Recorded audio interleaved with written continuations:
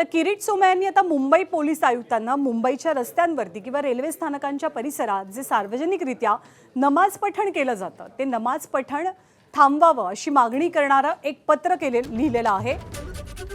मुंबई महानगरपालिकेचे आयुक्त आणि पोलीस आयुक्त दोघांना सुद्धा पत्र लिहित रस्त्यांवरच्या नमाज प्रार्थनेवरती तातडीनं बंदी घालण्याची मागणी सोमय्या यांनी केली आहे। रस्ते आणि रेल्वे स्थानकांच्या बाहेर होत असलेल्या नमाज पठणामुळे वाहतुकीवरती परिणाम होतो आणि सर्वसामान्यांना अडचणीचा सामना करावा लागतो असा दावा किरीट सोमय्या यांनी आपल्या पत्रातनं केलाय।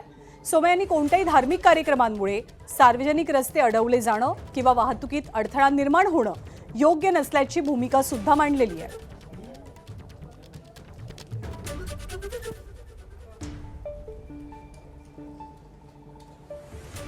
पण किरीट सोमय्या यांच्या पत्रावरती काँग्रेसचे नेते नसीम खान यांनी जोरदार टीका केली आहे।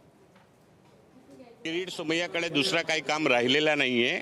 भारतीय जनता पक्षाने मूल मुद्द्यातून लोकांचा दिशाभूल करण्यासाठी असे 2-4 लोकांना सोडून ठेवलेला आहे आणि मध्ये मध्ये अशा प्रकारच्या वक्तव्य देत असते। सरकारकडे हिंदू मुस्लिम हिंदुस्तान पाकिस्तान ह्याच्याशिवाय काही मुद्दाच राहिलेला नाहीये। मोठा मुद्दा मूल मुद्दा जो आहे त्या मुद्द्याशी लोकांचं ध्यान हटवण्यासाठी अशा प्रकारच्या ह्या राजकारण भारतीय जनता पार्टी राज्यामध्ये आणि देशामध्ये करत आहे।